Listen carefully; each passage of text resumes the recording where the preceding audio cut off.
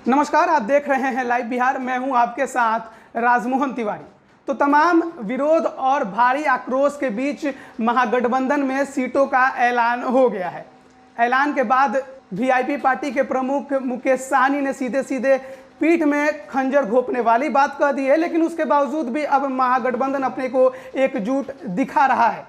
Seat का जो बंटवारा है उसमें 144 सीटों पर राजद चुनाव लड़ेगी, 70 सीटों पर कांग्रेस चुनाव लड़ेगी और 29 सीटें लेफ्ट पार्टी के खाते में गई है। अगर लेफ्ट पार्टी की बात करें, जिसमें कि सीपीआई माले ने अपने लिस्ट भी जारी कर दी है कि किस सीटों पर सीपीआई माले इस बार चुनाव लड़ने वाली है, तो आपको जानकारी दे देते हैं कि जो 19 सीटों पर सीपीआई माले चुनाव लड़ने वाली है इस बार 2020 विधानसभा के चुनाव में, उसमें से 3 सीट पर उसके विधायक 2015 में जीते हुए हैं। यानी कि 16 अन्य सीटें हैं जिस पर वो इस बार चुनाव लड़ेगी, जिसमें से 5 सीटों पर अभी राजद का कब्जा है, लेकिन अब वहां पर सीपीआई माले के उम्मीदवार आपको महागठबंधन से दिखाई देंगे। वहीं कांग्रेस के भी एक सीट जिस पर अभी कांग्रेस का कब्जा है, उस पर भी अब सीपीआई माले अपना उम्मीदवार उतारेगी। तो जानकारी ले लेते हैं और आपको भी दे देते हैं कि वो कौन सी सीटें हैं। तो पहला है जहानाबाद जिला की घोसी सीट, जो कि अभी जेडीयू के कब्जे में है। दूसरा है अरवल जिला का अरवल सीट, जहां पर अभी राजद का कब्जा है। तीसरा है रोहतास जिला का काराकाट सीट, जहां पर अभी राजद का ही कब्जा है।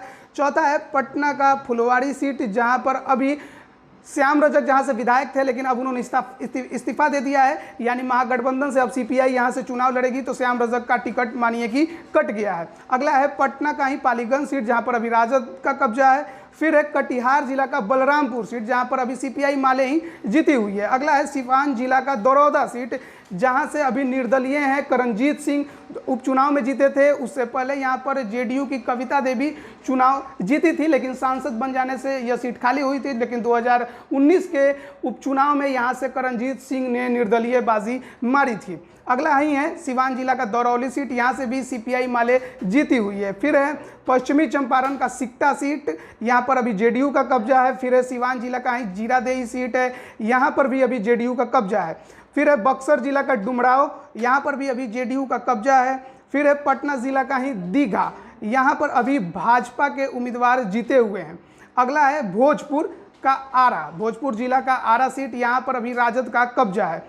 फिर है मुजफ्फरपुर जिला का औराई सीट, यहाँ पर अभी राजद का कब्जा है। फिर है भोजपुर जिला का अगियाओं सीट, यहाँ पर अभी जेडीयू का कब्जा है। फिर है पूर्वी चंपारण का कल्याणपुर सुरक्षित सीट, कल्याणपुर 2 हैं तो ये सुरक्षित सीट है, यानी कि यहाँ पर SC ST के लिए आरक्षित है। फिलहाल यहाँ पर बीजेपी का इस सीट पर कब्जा है।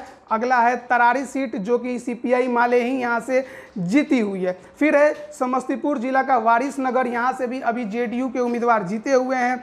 फिर है गोपालगंज जिला का भोरे, यहाँ पर से कांग्रेस के उम्मीदवार अभी जीते हुए हैं।